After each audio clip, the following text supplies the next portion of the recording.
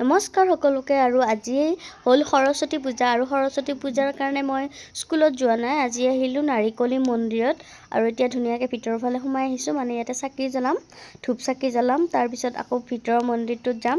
তাৰপিছত আৰু যিহেতু স্কুলৰ পঢ়া টাইমত মই সৰস্বতী পূজা কৰিছিলোঁ, বা কলেজত থাকোঁতে সৰস্বতী পূজা কৰিছিলোঁ। এতিয়াও কৰিব পাৰি, কিন্তু মানে এনেই আৰু যোৱা নাই।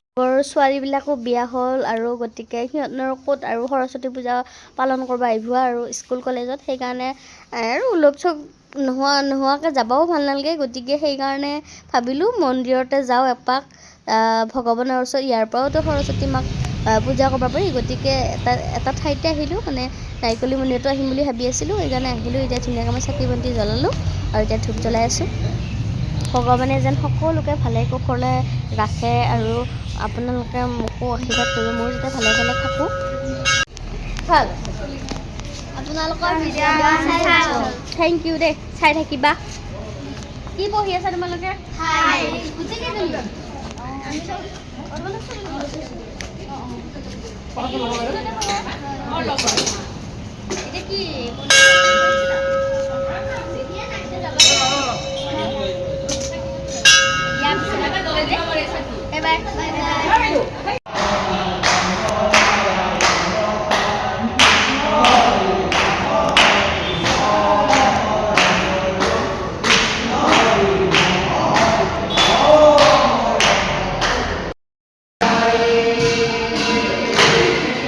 আৰু আপোনালোকে যি দেখিছে, মোৰ ওচৰত মাইনা বাবুহাত আছে।